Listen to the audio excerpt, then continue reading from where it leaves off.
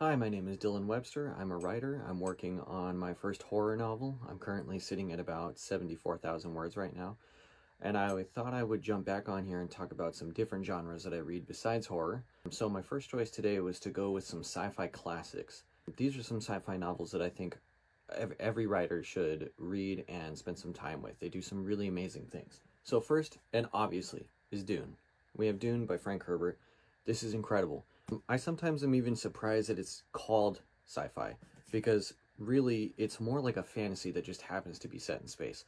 I'm not going to spend too much time on Dune because Dune is obviously super famous.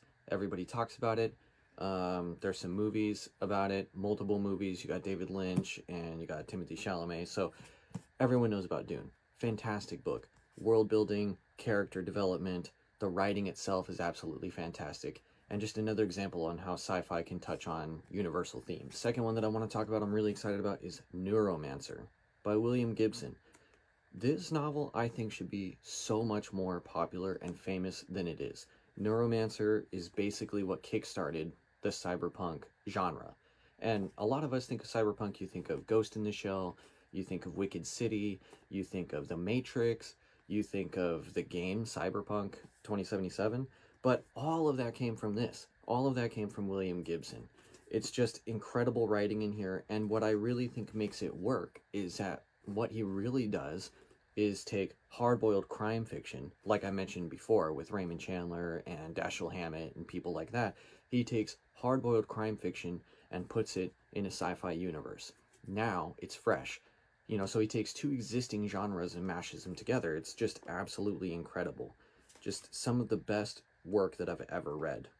And it has one of the best opening lines I've ever read in my life. The sky above the port was the color of television tuned to a dead channel. Fantastic. I would be remiss if I talk about sci-fi without talking about Philip K. Dick. And we have Do Androids Dream of Electric Sheep? Obviously, this is the basis for Blade Runner and Blade Runner 2049 later on. Blade Runner 2049 actually takes, I would argue, even more from the novel than the original Blade Runner does. But this novel is, again, another example of kind of being written in the hard-boiled fiction kind of vein, if you will, but set in a near future, kind of dystopian, very dark. But this is another example where the writing is just so good that you're buying into this idea of these cyborgs that have been created, of this hyper-capitalistic future, present, maybe? Both of these actually talk about hyper-capitalism. They talk about kind of a dystopian future full of advertising. Sounds a little familiar. And then Philip K. Dick also wrote another one called Valis. Now, this is a fascinating novel. This is just an absolute fever dream trip of a novel. There's nothing else to describe it. I don't even know how to tell you what it is, honestly. I think maybe that's the best thing you could say for a novel. I don't know how to tell you what it is, just read it. It's super good. This guy starts receiving messages and we just go from there. There's a lot of really interesting kind of intertextual work that goes on in there, and this is what I love about genre writing. This is what I think people should talk about more when it comes to genre fiction. You can start off in a genre, and you might even still use some tropes, but you start incorporating other things, like I mentioned with hard-boiled, intertextuality, all of these other things. You start incorporating that into these novels, and suddenly it elevates it. Now you're reading a piece of literature, a true piece of literature. This isn't pulp fiction of any kind. Just fantastic writing, and I really think, like I said, I'm working on a horror novel right now. I'm working on a horror novel that has more to do with, a little bit of supernatural elements and things like that.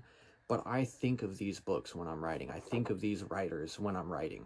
And I try to take some of the things that they've done and some of the ways that they've really innovated it and shown how you can take characters and put them in extreme circumstances and what will they do. I think Philip K. Dick, William Gibson, Frank Herbert, these are authors who are able to take a what-if question and elevate it. If anyone else wants to learn more about the novel I'm writing, please let me know. Thank you.